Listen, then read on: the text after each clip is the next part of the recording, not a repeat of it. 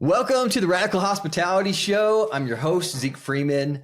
Today, I have the absolute pleasure of having Sujay Mehta on with us. Sujay and I met recently at Rich Summer's boutique hotel party. What I love about Sujay is he's just got like this incredible, diverse, dynamic background spanning medical research, addiction rehabilitation facilities, real estate financing, boutique hotel development and management. I mean, just across the board, the guy seems like incredibly talented at everything he does. So I'm excited to dive into all of that. He began his professional journey as, I believe, a cancer researcher at Ohio State University, where he also played, I saw this today, football with the Buckeyes. I was like, what is this, Jim? After a time in the medical field, a spiritual retreat, you and I talked about this a little bit. I'd love to hear more, kind of led you to, from my understanding, kind of pivoting in your business career. Sujay also founded then Bloom Ventures, which is what you're doing now with the boutique hotels and investments. His firm is successfully managing and developing projects across Marriott, Hilton, Best Western brands. I see on your site, it looks like you guys have 13 projects valued over $187 million.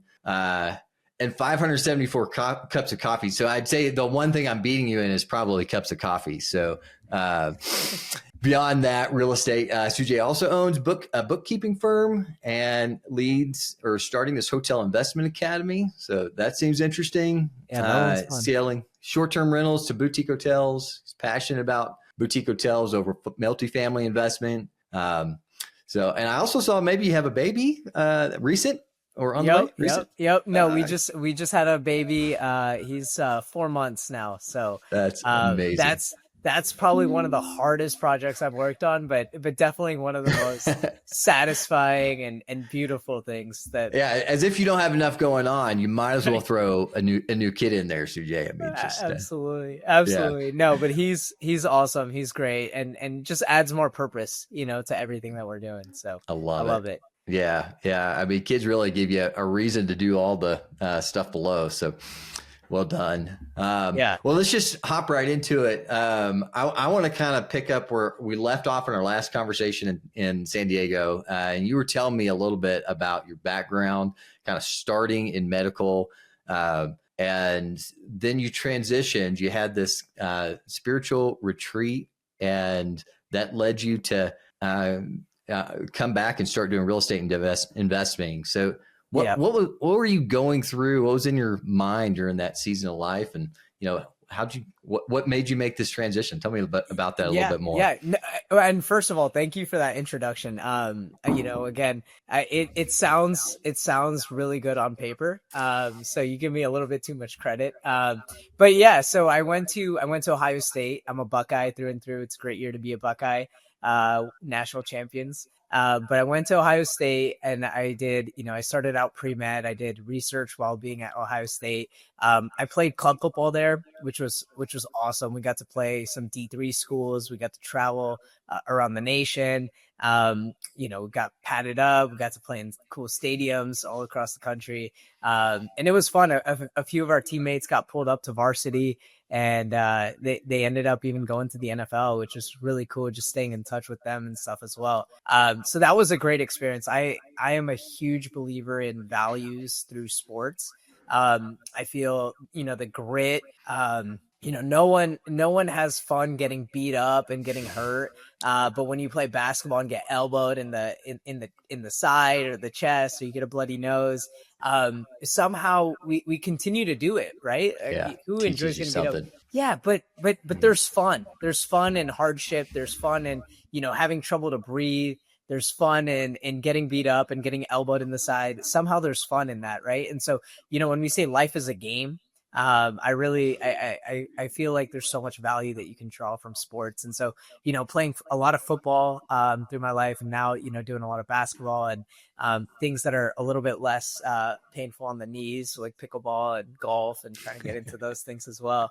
So I, just continue to learn from sports and that experience as well. And then, so it's pre-med. And then after I graduated college, in between applying to med school, I was born and brought up in a very spiritual household. And I, had a spiritual inspiration my entire life. And he had a school out in India, and I've always kind of dreamt of going, and I had the opportunity to be able to go and do this like philosophy program, which was really cool. And it was life oriented education, not bread oriented education, was like the whole idea and the concept. And it just takes you away from the real world, right? The speed of the real world, all the material desires and pulls that the whole world is kind of shoving your way, and even influence, right? So we were unplugged from social media. Today's social media influences us so much. It was funny. I went from 2014 to 2016. I came back, and I guess Cam Newton absolutely exploded in those 2 years. But while I was in India, I was completely out of, I wasn't on social media, wasn't really following football, basketball, NBA, NFL. And Cam Newton, for those of you who don't know, is like this big NFL star. He played for the Carolina Panthers, and he had the dad, right? So he would go around doing this every time he scored a touchdown. And so when I came back, I saw all these people just doing this. And I was like, you guys are crazy, like, what is this? Right. And so, but it was so cool, right? Everyone who knew what it was is like, oh, this is cool. This is cool. But it shows you that if you were in a vacuum, if you were away from all of these things, what is cool to you? Would that be cool to you? Or do you think it's cool because someone is telling you that it's cool, or the world is telling you that it's cool, right? Or attractive, or whatever that is. So those kinds of lessons were really cool from my experience in India. And living in this, very simple school where we slept on the floor, washed our, clothes with our hands. And, there were barely any chairs there. We slept on the floor. It was cold. We didn't have AC. We didn't have computers. And so just being unplugged and being able to think about who I am, what is my purpose? What do I want to do in my life? I feel like that motivated me and catapulted me a lot. And just being with people who had a similar mindset, similar philosophy, it really made you think. So that was an amazing experience. Wow. Yeah. What I love about that, just your quick background there, is you kind of touch on mind, body, and spirit. And I think we tend to, categorize ourselves into one area of being a jock or a brain, or, a, spiritual person. And to me, to be a healthy, happy, successful person, like, you need that foundation across all three of those. And I really, as a father, like, encourage my kids to, like, push into each of them. I've got a son right now that's wrestling, and 2 nights ago he got hit in the elbow and dislocated his elbow. So we were in the ER a couple of days ago, and it's just, I kind of pushed him to get into this, and I'm just feeling horrible as a dad. But I know, like, I went through that as well through, playing football. I had 2 dislocated elbows. So unfortunately, I think he inherited my elbows. But, it's those hard things that I still kind of reflect back on of, all right, what you go through is what you grow through. And, you need those different areas of your life to develop to really create a successful foundation. Absolutely. So, and your background, Zeke, of like just being in nature and loving hiking and all those things, like, nature does that to you, right? It makes you, because nature is so beautiful, it's so large, it makes you kind of rethink, who am I? Like, what is my purpose in this massive world that we live in? Like, we're just a speck, right? And so I'm sure your experience in nature and everything that you've done, plus obviously the sports and all that other stuff, makes you kind of gravitate a little bit more towards that. So is that true, you think? Oh, yeah, absolutely. I mean, I think a big part of our, life that we've tried to create, living in Colorado, is just a way that, we are kind of constantly engaged in it. We don't go out and play golf. We usually are out hiking or on the ski slopes or backpacking with friends and family. I mean, that's where we kind of spend time to connect. And, that's part of, maybe two pieces of that pyramid of, a spiritual connection and, a health connection. And, everyone finds their own place, but I think that it's important to not just, categorize yourself in one area, like develop those things out. So I think it's very insightful how you took the time to kind of back off, say, okay, before I'm going to launch into, building a huge financial, career, which is great and important, and you've done, you kind of laid a good foundation, through your life. And then you're still prioritizing things like with your kid and family. Yeah. So when you came back, what kind of inspired you to pivot into real estate investment and start growing Bloom Ventures? Yeah, so it's all connected, right? So again, like sports, my spiritual background, went to India, came back, and I still wanted to do something in medicine. So I was a neuroscience major. I wanted to do something in medicine, and naturally as a young kid, I'm like, hey, why not just, I don't want to be a doctor. Let me just own the hospital, right? Buying a hospital when you have nothing isn't as easy. And so we started out with a home health company and addiction rehab facility. It was something that was like a little bit easier in terms of like barrier to entry. So we opened up some clinics. Did you have some connections or purpose with the addiction recovery that drove you into that? So started out wanting to do, I wanted to help people, right? Like that was one thing that was, I wanted to have something that was like purposeful as well as, financially rewarding, right? I'm not going to say that wasn't one of the goals. But something where I can earn money as well as, make an impact in society, make an impact in the world. And so, I really wanted to open up some nursing homes, right? And so, because, I felt the elderly population in America, a lot of people are just getting kicked out of the homes, that's the end of their life, but really just with like the philosophical background I had, it's not the end of your life. Like you can have an entire chapter as even a 60-year-old, 70-year-old, 80-year-old, it doesn't matter. Like you're never too young to learn. You're never too young to explore. And I wanted to inspire. So then, to start out with a home health care company, it was a lot easier. You didn't need as much infrastructure. You didn't need as much capital to do that. And so I started getting into developing a home health company. And then once you dive into the world of healthcare, different channels open up, you meet different people who have different products, similar to real estate and what we do, right? Like, boutique hotels. And then you get into, hey, what about development? Oh, what about branded hotels as well, right? What about soft brands? And so the whole world kind of, all these doors open up for you. Similarly in healthcare, this door in addiction rehab facility opened up to me. I knew someone that already had a brand, and we could open up additional locations using his license, his brand. We had a call center where, it was just the infrastructure was there. The opportunity was perfect. So we jumped into it, opened up some addiction rehab facilities. While doing that, I started to realize and understand that it's not so easy to help people who don't necessarily want the help, right? And then the government bureaucracy of dealing with, reimbursement rates that are changing and fluctuating every single day, dealing with insurance and bottleneck of collections and payments and billing.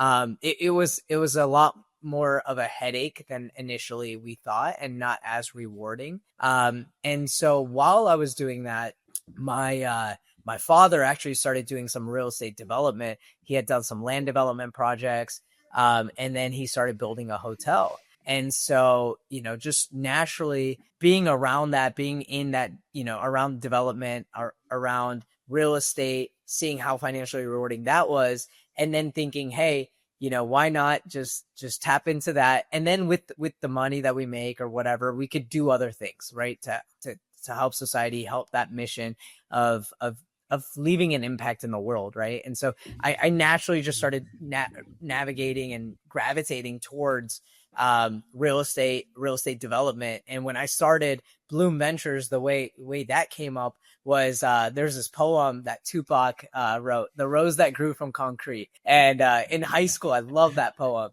And just the idea of it, right? Concrete, it's like gray, like broken, not not always the prettiest sight, and then a rose that comes out from there. It's like, it was just like a beautiful picture in my mind. And the whole idea for me was like, if you believe it and if you imagine it, you can make anything happen. So from a seed of imagination to a real estate reality is kind of like the motto that I kind of came up with. And Bloom Ventures, like a rose that grows from concrete, right? So like growing something from the ground. So I wanted to focus on real estate development. Went in, and I actually, similar to you, the first hotel was a new development hotel. And Oh, wow. yeah, and so just kind of jumped into it, found some land, started developing a hotel. That was a branded hotel. And initially I thought, we'll just kind of sell it, we'll flip it once we develop it. But then while we were developing that, started doing some acquisitions and understanding, hey, like management, there's a lot of money in management, a lot of money in the cash flow of the business of the hotel as well.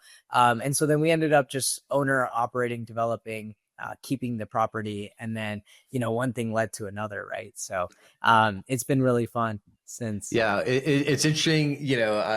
I like this visual of the concrete and a rose coming out of it. It's kind of that idea. Same with the injury and growing through that. It's like those hard things that you go through. Make it easier for the next thing to kind of develop. One of the things I haven't developed addiction rehabs, but I've done some architecture on them, and they're. Okay. If I would compare it to like residential rentals, it's a very business heavy focused real estate investment. And when we talk about boutique hotels, it's always that conversation as well. This is not you're developing a business and real estate together. And I think typically that's a big hurdle to overcome. I think probably going into addiction recovery facilities is probably made that, I would imagine, feel like less of a hurdle. Like, I've dealt with a few addicts in my life, and there's not more difficult people to manage. So, was that helpful then to hop into hospitality, which is service and real estate, and be able to, just take that whole piece on? Yeah, honestly, the easiest thing from going from like that addiction rehab world into hospitality is kind of dealing with customers in general, right? So when they're not happy, they don't get what they want. Just learning those like hospitality skills, that it's like, even in hard situations when people are upset, how do you mitigate, how do you decrease the amount of unsatisfactory guests and customers that you have in the business? I think honestly, like having that patience and smiling through everything and kill them with kindness, that whole motto that we developed kind of came a little bit from there. But in terms of like the real estate model, so we had an outpatient clinic, right? So it people weren't staying, they come for a couple hours, see the doctor, see counseling, and then they're gone. And then they come back the following week. And so we had an outpatient model that was just churning quickly. People weren't staying on site. It wasn't inpatient where we're hosting them for a few days at a time. Whereas this was a 24/7 business, right? In the rehab or the clinic world, we just lock the doors and that's it, right? This now has become a 24/7 business. I always have my phone on me. My phone is always on. Anything can happen at any given hour of the day, right? So there's definitely a shift, and I wouldn't say it was easier either. Hotels, I mean, it's a business plus real estate. So there's two components to it, and the business part is not always easy. And that's why sometimes we leverage third-party operators, right? So that way we could turn off our phone and just walk away. So you came into a ground up hotel. I'd love to dive into that. Like, we're getting ready to break ground on our first hotel. And a lot of the people that we talk with are, buying and repositioning hotels.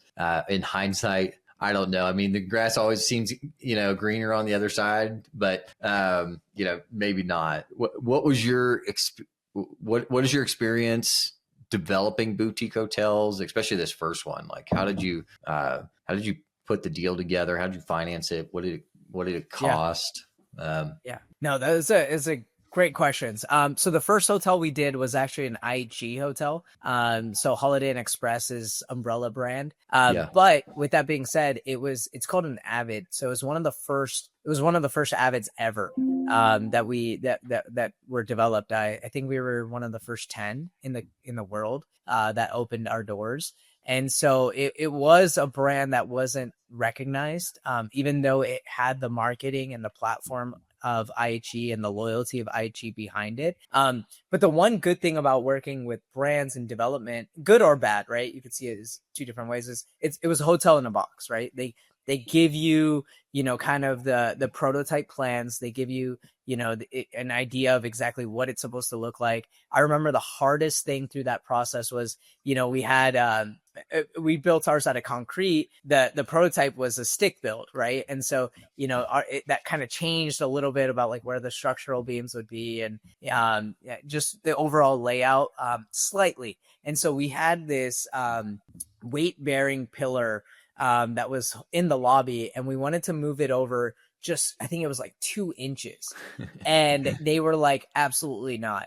And I was like, are you out of your mind? It's 2 inches. Like, it will have no impact on the guest experience. It will have, their view won't even change, Yeah. come on. And they're like, absolutely not. Like, this is one of the first 10. We want all of them to look the same. We want to have consistency of experience. And so all of these things were an issue when developing our property. And so we had a few challenges like that working with the brand. But outside of that, so we bought the land outright with cash. We actually ended up going out, finding some land. We thought this would be an excellent location for a hotel.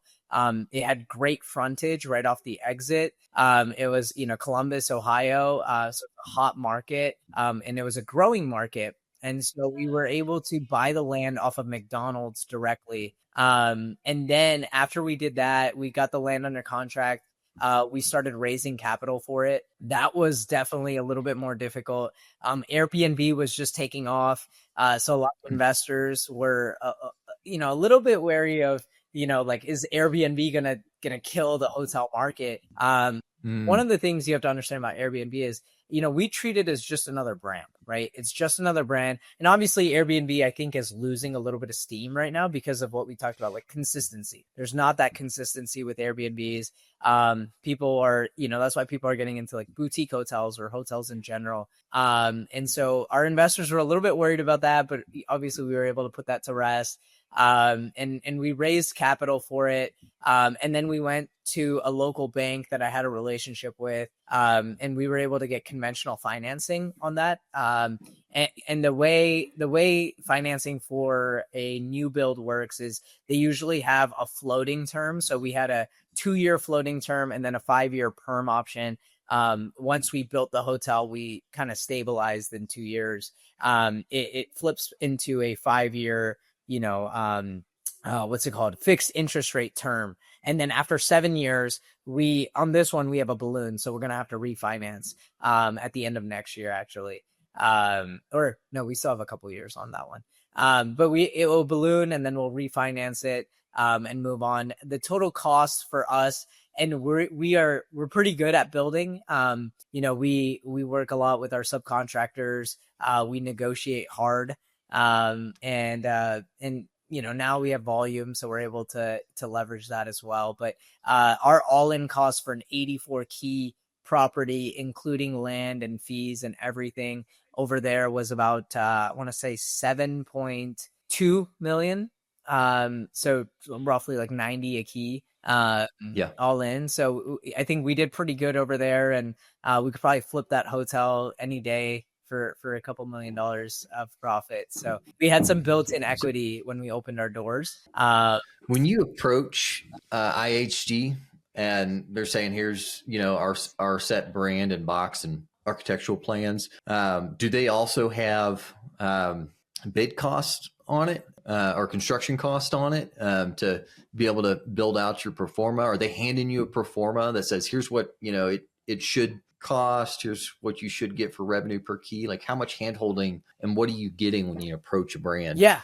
So when we approach a brand, I mean, it's hard for them to give you kind of a construction cost. They give you a general price, but I'm always, I always take that with a grain of salt because every market is different. Your land basis is going to make a huge impact, 10 to 20,000 a key on your land costs. Site costs could be very different depending on the property. And so, they're not going to have all the answers. They don't have a magic 8 ball that they can tell you exactly what's going to happen. Right. But with that being said, they do help out with, the feasibility in terms of like performance. So your RevPAR index, your ADR, your occupancy, they can help pull star reports in the market. They can tell you like what else is in the pipeline because it's a partnership at the end of the day. If your hotel's not successful and you're running a 20% occupancy and it's just doesn't look good, it's not good for them either.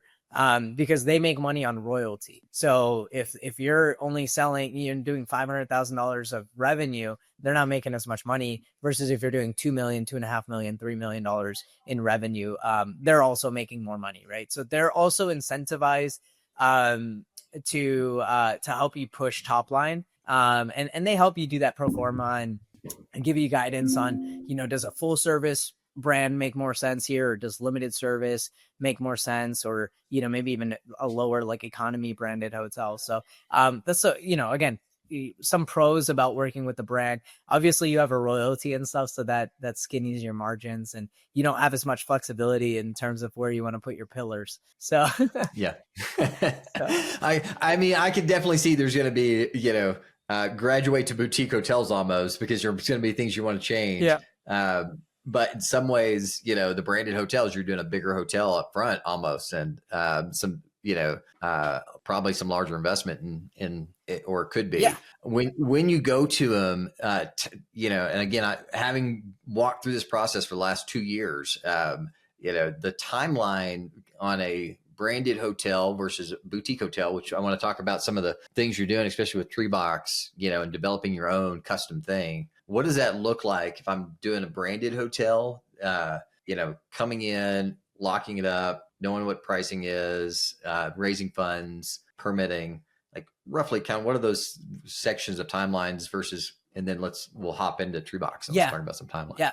From the moment that we lock in our land and our license, right, for a branded hotel, I typically estimate about 18 to 24 months to get open. And part of that is like the speed of your ability to, if you're raising capital or investing capital, whatever it is, the speed at which you're able to start putting money behind the project, right? So typically, when we raise capital, you want as little time under construction as possible because you're not generating any income. That's less time the hotel has to stabilize and start cash flowing, right? And so if you have a pref or you've structured it that way, your pref is just accruing. And even if it's your own capital, your ROI or your IRR goes down as you have that, time that goes into the bucket, right? And so we try to minimize that.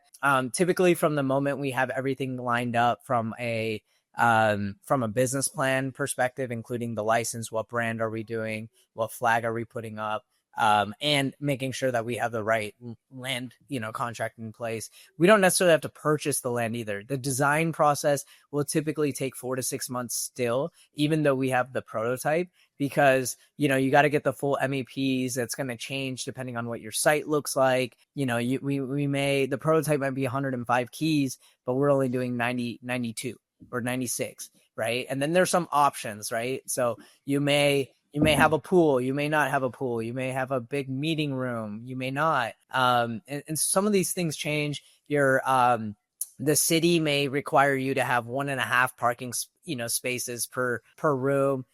Some may say there's no parking requirement, right? So all of those things change. And then, as like stormwater and all of that, right? So your site is going to be a little bit different. And so you're still going to have a full architectural plan and drawings, and we're going to have an architect that's on board. And then just the approval process of working with the brand also takes a little bit of time. So with every change, you have to submit it, they have to approve it, come back to you. Sometimes they just flat out say no in the example I gave. And so we have to kind of tiptoe around it, navigate it. In this example of the pillar, because it was a structural, pillar, we had to move it 2 inches to be in the right place to support the building. They didn't like that. And so we ended up finding a way to eliminate that pillar completely.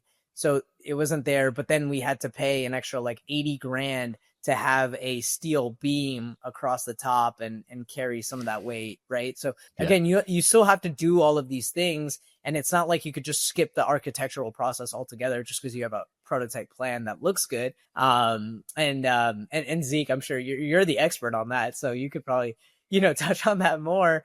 But that process, so that process of like the architectural design typically takes 4 to 6 months, and then anywhere from 12 to 18 months for the build. Right. So depending on your contractor, how good they are, how quickly they align things, how quickly we're able to do the procurement of the FF&E, and have those things ordered there on time, minimizing change orders, all those things will make a difference in that last part. So when you go to this Avid hotel, and that was IHG brand, right?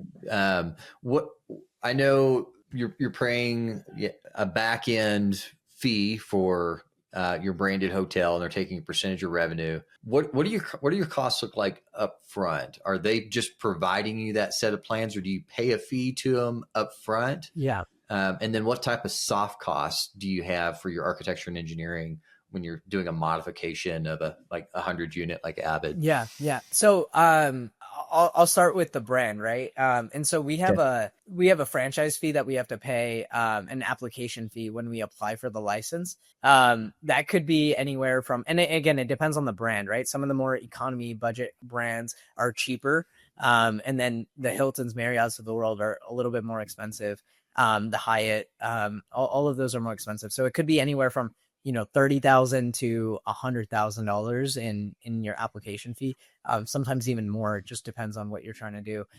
When you're doing an acquisition of a hotel, those go up significantly. So it could be anywhere from $50,000 to $225,000, right? So I think Marriott was probably the most expensive one we've paid recently for a Courtyard that we acquired. And so, it could be, again, there's a big range of what that fee looks like, but that's just a fee that goes with the application when we want to become. What if they turn you down? Do you get that back? So if they don't approve you, you get a large portion of that back. But there may be like 5 to 10 or 15,000 that they keep just for like legal costs. It depends on how far down the line you got before you got denied or you decided not to do the project.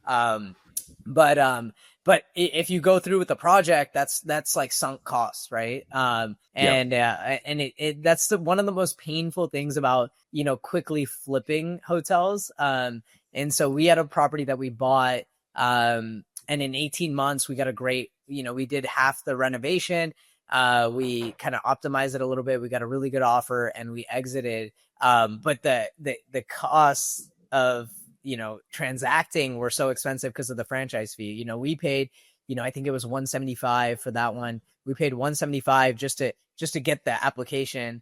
And then the new buyers also had to pay $175. So that's like $300. So the new buyers, that doesn't just transfer over. No. Every franchisee has to pay that fee when transacting. And so we tried, we're like, we told Marriott, we're like, it's only been 18 months. Like, can you can you waive half the fee? And then we would try to split that with the buyer. Right. But they weren't, they weren't willing to, and they have all the leverage because to be honest, that box without the Residence Inn brand, that we had on it is worth, not maybe less than half. Right.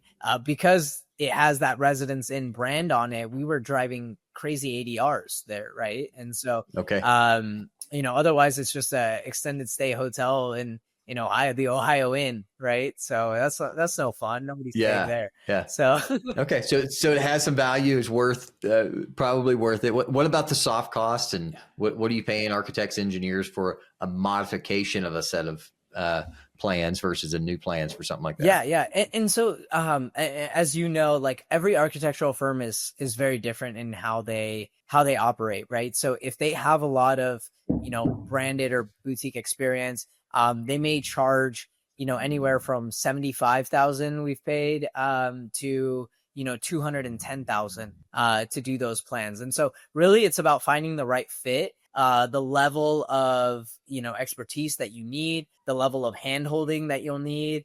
For us, I feel like we have a pretty good idea now, and so I try to negotiate those prices down.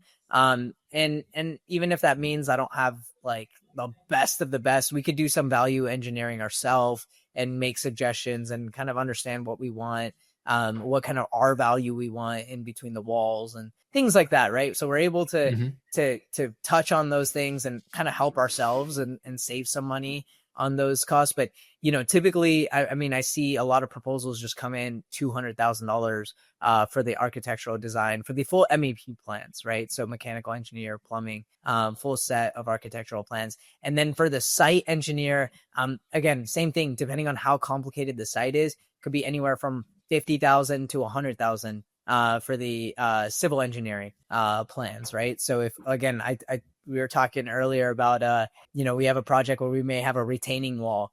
That project's going to be a little bit more tricky, right? Because we need the topo survey, we need the geotechnical stuff like soil study, all those things, right? And so that all adds costs, right? And so it's important to understand those proposals. It's not just a site plan, there's engineering that goes into it, and understanding what's in the scope, what you actually need and what you don't, because each one of those line items could be pretty expensive. And then if there's change orders, typically in those quotes, it will say like 175 an hour or, $200 an hour, Mm-hmm. in addition to this. Typically, like when we have our architectural design proposal, we'll have a certain allocation of change orders that we can have in the contract. So those are all things that like we try to negotiate into, or we try to say, hey, like this is a very simple, hotel box that we're doing. It's nothing crazy.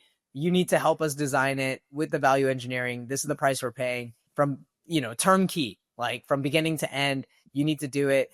There may be no change orders and you might win, and there might be 10 and we might win a little bit, but it's a long-term relationship, right? So that's how we try to negotiate. And I'd rather not nickel and dime. Same thing with our like attorneys. I don't like when they charge us for emails and simple phone calls. And, I'd rather just have a set price for the project. Sometimes we pay more, sometimes they do. But, when you have those like ancillary fees, what happens is, we're thinking about those, especially when you're like bootstrapped, right? You're thinking about those through every change or every, question that you have. And you may not ask the question, or you may not, do what's in the best interest of the project because you're thinking, oh, is it worth the extra $1,000? Is it not? Like, Right. I don't like that. I'd rather sometimes, we may not have it, and yeah, maybe their margin goes up an extra 2-3%. And then sometimes maybe you win, you have a couple extra questions and they answer it happily, because it's a long-term relationship. And that's what I believe like partnerships are about, right? Like, again, this goes back to like the philosophical side. When you think of partnerships, I think of like marriage as like the ultimate partnership, right? I don't nickel and dime my wife, like, so she's amazing. She does so much for us. She does so much for the family. But sometimes, she's a physician herself. And so sometimes if she's late at work, I got to pick up the slack and I got to do some of the things, and we don't keep track. We don't keep tally. It's not tit for tat, because that never leads to a successful partnership. Right. And so similarly, in even these cases with our vendors, with our engineer partners or legal partners, I don't like to keep score. And so that's how we do it. I think that is super insightful, Sujay, and it's really good to hear from an owner standpoint. A couple of things in there. I love the philosophy of, hey, your partnering with your, key vendors, or architects and engineers, to make sure the project gets done successfully. Yeah. And two, that, one of the, I think the misconceptions, like when you get a set of plans, is that it's done, and that, it should be a simple thing to turn it over. Well, there's still a lot of work to be done to actually, make that a feasible project that's built to the site, that meets all the city requirements, that, has the nuances that you may want to be able to take through. And you want a team that can help you get that done. And I think it's wise as an owner to, as you have some experience, to negotiate those things, where you can. So, and it's worked out. We like, now when we do projects, I don't even have to think, right? Like we know our go-to 3-4, engineers, our architects, our civil engineers. We know exactly who we're calling, who we're going to. Now, if they're too busy, or, there's circumstances change, then we have to go to, someone else, or we may have to bid it out. But yeah, again, like I said, that's the beauty of partnerships, right? So, and I imagine they're not all the same. Yeah. I mean, as you mentioned, it makes a big difference probably going to, someone that's got experience in hospitality versus someone that's doing residential. Understanding, what they're bringing to the tables may not be equal when you're getting two different proposals from, different vendors. Yeah, absolutely. So, yeah. So as you moved from kind of the brand, love to hear what you're doing with Treebox, which is more of this kind of custom, really cool, unique spaces. And so now I imagine, you're able to move that column 2 inches and get what you want. So what has that experience been like? What are you guys doing? Maybe talk through Meraki House or one of the other ones that, you've been involved in. Yeah. Let's hear about it. So Treebox is a really fun project that I partnered with a buddy of mine, Jerry, on. He is a beast. Like, he is so good with his hands, and he actually built a lot of these like container concepts himself. And his wife being like kind of the visionary, and him being kind of, good with his hands, and he's done a lot of it. He's pretty off the grid. And so we came together and partnered on the brand, and then kind of partnered on Meraki House too, and developed this like proof of concept in terms of a container resort type thing. And so that was 28 containers, created this like resort type, Airbnb, that, we're building out the brand so we could have our own like booking platform and all of that stuff too. Which he had already started with his other lodges that he had. And then now, like, that's a proof of concept to then be able to scale into our hotel product that we're doing in Tennessee. We already have the land secured in Sevierville, and we're looking to kick that off. Engineering is almost done, and it's going to be a container build. So that one is really cool because we're going to prefab it in Ohio, ship the containers down, stack them, weld them together, and go quick. So our goal is like, once we get everything, all our, ducks in a row, all our T's crossed, I's dotted, we want to go as fast as possible, because I think it would just be like a cool flex to be like, hey, we got this hotel up and running in 6 months. I think that's going to be really cool. So that's our goal, is that, once we kind of hit go and fire, we're going to try to get this thing up and running in 6 to 8 months. Which is going to be awesome. And then it's going to be like majority containers. It's a 43 room concept right now. It's going to have a pool, an atrium section. It's going to be, Sevierville, so Smoky Mountains, so nature type feel, nature-esque. A lot of like natural elements. And again, they're containers, so it's going to be a little bit of a different concept than what people are familiar with, because as you know, containers are 8 feet by 20 or 8 feet by 40, and so it's gonna be a little bit of a different feel in terms of the room. But again, if any of you guys are in Ohio, would love to take you guys to Meraki House even, and show you guys how awesome it is and how it feels. So Zeke, like, when we have our pod up and running, like, you guys got to come down and and we'll take you down there. But it's a pretty Absolutely. cool. Yeah. Sign me up. Yeah. And I'll, I'd love to fly in on the helicopter pad too and land on Yeah, that. Just right. saying, There we go. suggestion. um, So I love this project. The idea of a shipping container for hospitality, for hotel rooms, the modularity of it and bringing it in makes a ton of sense. The facade of this project looks like it was skinned with something other than I can't tell exactly what that is, whether it's wood or Corten steel. But it has a nice kind of soft feel. And so you're using the shipping containers for modularity, for construction. I like the idea of you're shipping these down to Nashville or Tennessee, wherever the next one was. Has that been a cost savings at all, or has it just kind of washed out and you've got some unique features with the shipping container? Yeah, so there definitely is some cost savings with the with using containers and kind of reusing materials, right? So there's definitely cost savings. The cost does go up because of our finishes, and so we still want a very luxury type boutique hotel. When people think like, oh, it's a container, you think like those grimy red and orange and gray containers.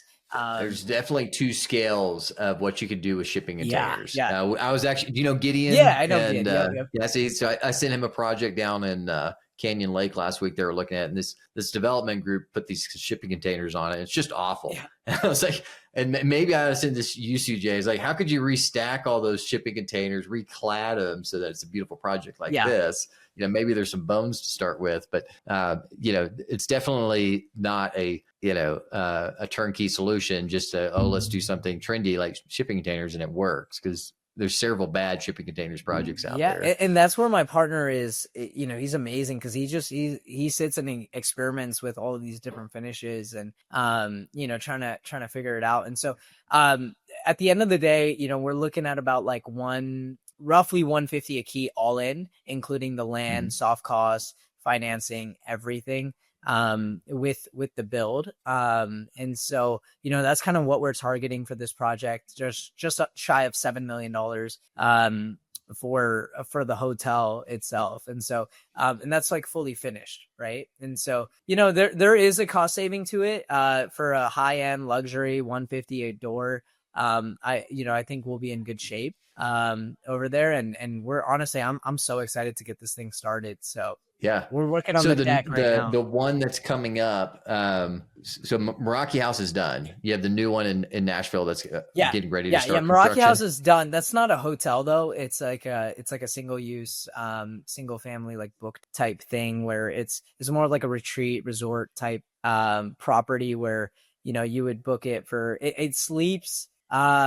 It sleeps 32 and dines like 70 people. And so it's pretty big. It's like one of those like mansion type, properties, but that one is done. It's completed. It's in Amish country. So a little bit in like the nature area and small town feel. And then this one is going to be in the Smoky Mountains. And so this one will be in like a lot more of a high commercial traffic area. And this will be the first hotel, that we have in the portfolio. So in that Tree Box portfolio. Yeah. And it looks like it's got this, giant cantilevered pool that comes off of that. Is that also a shipping container that's coming out? Yeah, it's a shipping container. So it's 8 by 40 and it sticks out. And that's why we have those like two beams kickers that will hold it up. And we've like structurally engineered it and it works. So yeah, that's awesome. I mean, it has a really cool feature to it.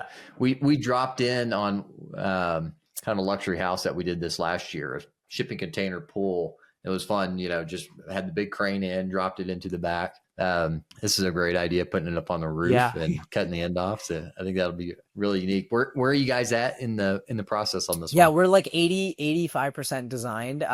We actually added an additional wing. And so we just need to like finish out that engineering portion of it. And then we need to do the design side of it, right? Like, so we've got like the structural engineering almost done. We need to finish out, kind of like the specs of the finishes. And then, on the flip side, from an investment standpoint, we're working on the deck right now. We got a feasibility study done. Just, because it's a unique concept and a new concept, we felt it was important to get a third-party feasibility study done to prove out the financials and the feasibility from an investment perspective. And so we got that done. All the numbers look better than what we hoped. And so that's been really good. And then, yeah, like I said, now we're just finishing out the deck, and then, we'll probably do some JV or maybe even a syndication for this one and get rocking and rolling. So I'm super excited. So hopefully this year, that would put us at 3 to 4 construction projects, that would start in 2025 at least. So definitely have our hands full. Yeah. Man.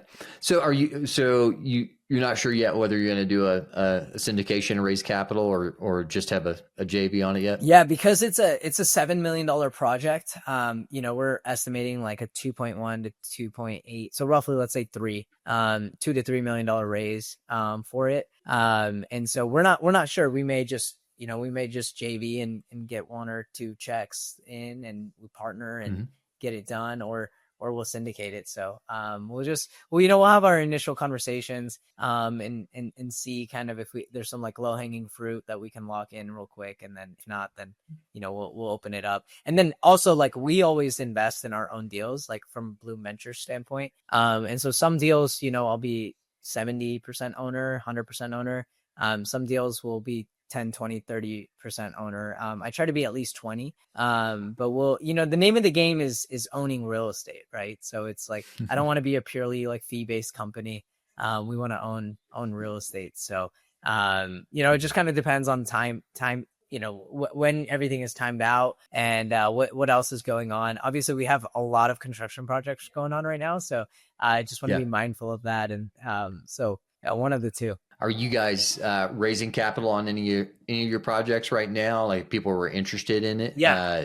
What's the best way for them to, look in and see projects? Yeah, absolutely. So right now, when I raise capital, a lot of it is relationship based, right? Because we talked about partnerships, and I want to make sure that it's the right fit, the energy is right. We don't just want anyone to come in and invest. We want to make sure, all of those things are right, at least at this moment. And so the best way is like, just get in touch, either through, Instagram or through the website, through email. You definitely get in touch and just understanding each other, understanding what the model is, and understanding, what kind of projects we look for and what our buy box is. And then outside of that, we are heavily looking for some acquisitions right now. And so I'm looking to do maybe 2 acquisitions in the next 6 months, is kind of the goal. Obviously with acquisitions, it just depends on if the property is there and exists or not. So we'll do a couple of acquisitions. With the new construction projects, we will definitely be taking investors in that. We have a Home 2, which is like a Hilton product that we're going to be building. That one is 5 minutes away from one of my best performing properties. I'm really excited about that one. And it's a small market, but I think it will support one new hotel really well. And so we're probably going to start taking capital for that one here soon. And so again, it's just about like building those relationships, making sure that we build that relationship, so that way when the next project comes, I'm able to circulate it. Usually I circulate it to like 3-4 friends and family, and I say friends, but investors who have become friends, right? So that's really how it comes. Though we circulate to a few people, and usually we get subscribed pretty fast. And then, on the next one, we'll circulate it again. And typically, the further down it gets, the easier it is to get fully subscribed. So, but yeah. That's awesome. Are you doing much on the coaching side yet, or like where are you at with the Hotel Investment Academy? Yeah, So that one was really fun. So Investor Girl Britt actually gave me a call. I had started my own coaching program a while back, and that was again, no marketing really. I didn't even have a page for our thing, and not the big crazy portals and all that stuff. But we had a few people that we were coaching, and just kind of like teaching whatever I've learned and guiding, and really the biggest thing was I wanted to have a program where we would walk all the way through with you, especially in like our high tier, high ticket price point. where we walk through the deals, we walk through the underwriting together, we talk to brokers together. Even if, we got to get on a call with investors, we could do it together. And so that's how I structured it in the beginning. And then, investor girl Britt, she called me.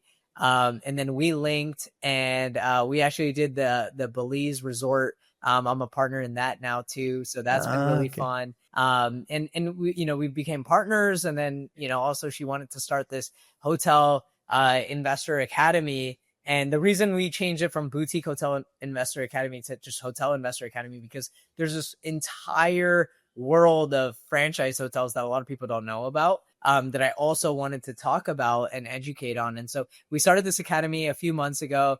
It's been going really well. I just love the community aspect of it, and being able to partner with people, share deals, and just like impart like whatever wisdom and knowledge like I've gained over the past few years. And we're all learning every day, and so just seeing different deals that they're working on, it's been really fun, and I'm enjoying it a lot. And yeah, so that's been really good. Oh, cool. Yeah. Well, you'll have to connect me up with her sometime. It looks like she's also doing some interesting things. It'd be good to get her on the show. Yeah, she would love to. She's a beast. She started out, just doing like fixing flips, and then she did some self-storage stuff, and now she's getting into like the hotel stuff. And honestly, Zeke, we'd love to have you on our platform as well, and share kind of your journey and what you guys are doing with Red.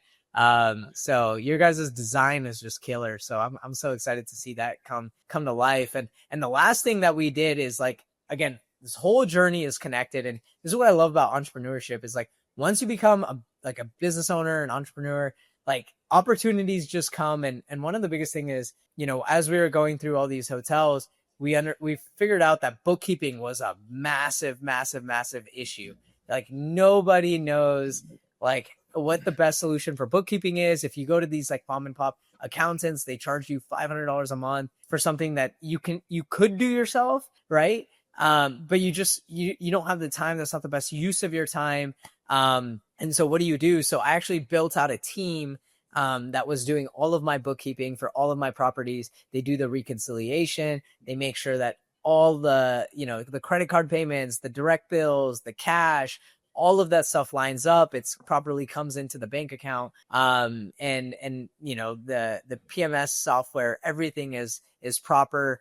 And so you get P&Ls every month. So we were doing that for all of our properties, and we built out a team in India actually. And then I partnered with my CPA over here. And so we built this company together, and now we're doing it for like other small businesses as well. So, all of that stuff is connected, and we're doing a lot of fun stuff. So it may seem like I got my hands in too many things, but really I feel like it's just been a singular journey that, things just kind of came Candyland style. And it is interesting how those things like they feed each other. Yeah.